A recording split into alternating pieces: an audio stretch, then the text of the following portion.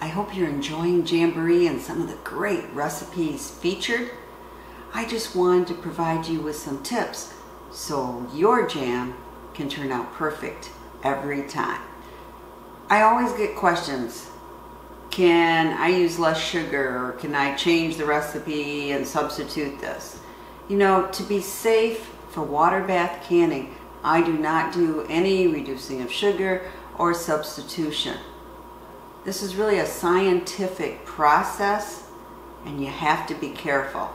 And especially with the addition of lemon juice or vinegar or any other acid, even if it's in the fruit, never reduce that, because that is what's needed to inhibit bacterial growth and some extra flavoring. And as far as sugar goes, you don't want to reduce it, because that's part of the gelling function, that and if pectin is added. So if you want your jam to end up like jam, don't reduce the sugar. Another thing, if you watch my cooking, very often I go, yeah, it's a tablespoon of oil, or you know, this much of this, and I'm not using measuring a tablespoon or a measuring cup, whatever. When you're making jam, I really encourage you to do exact measurements.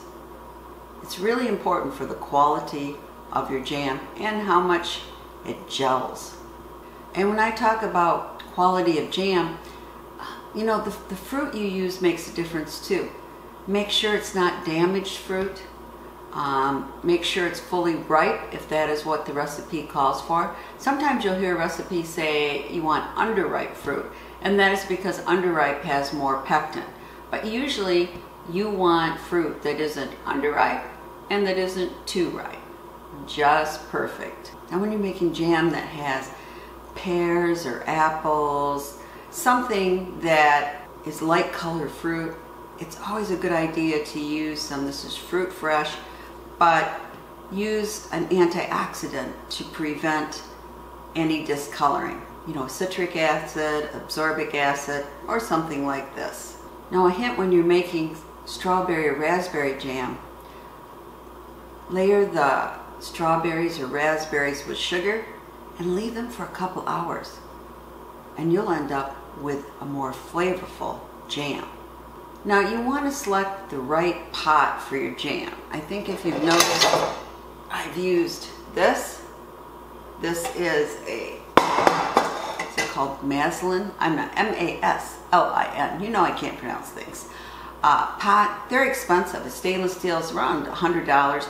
It was a gift for my kids. You don't need this, however, just a heavy pot. The heavier the pot, the better, so things don't burn on the bottom.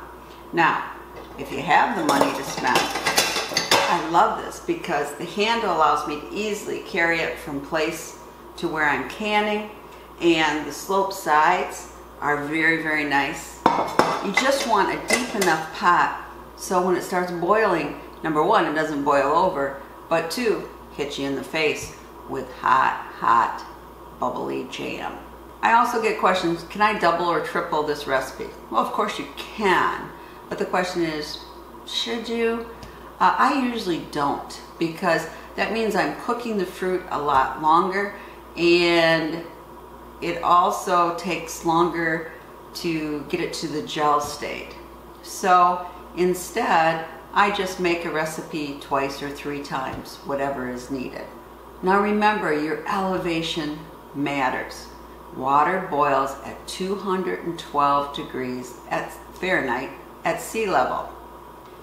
For every 550 feet above sea level, water boils 1 degree lower. So to compensate and add 1 minute of processing time for each 1,000 feet of additional altitude. So it's a good idea to use a candy thermometer when you're making jam. It can tell you when you get up to that 212 degrees Fahrenheit. And that temperature is when the sugar starts to gel. So it's important to have an easy to read candy thermometer. That way you'll know if you are on the right track for gelling your jam. Another thing that people sometimes do is they want to be safe. They want to make sure it gels. So they overcook it. And what that can happen is you can have like rock hard jam, which is not something you want. So follow the recipe. Another thing is the jam recipe call for pectin. It might have powdered or liquid. I don't have liquid right now. Use the pectin specified because each one reacts a little differently. It's best to use unsalted butter if it's called for to reduce foam. And when using zest, like zest of your lemon, make sure you don't get any of that white pith because that is bitter. I always have extra jars clean and ready when I am canning because I don't always trust recipes.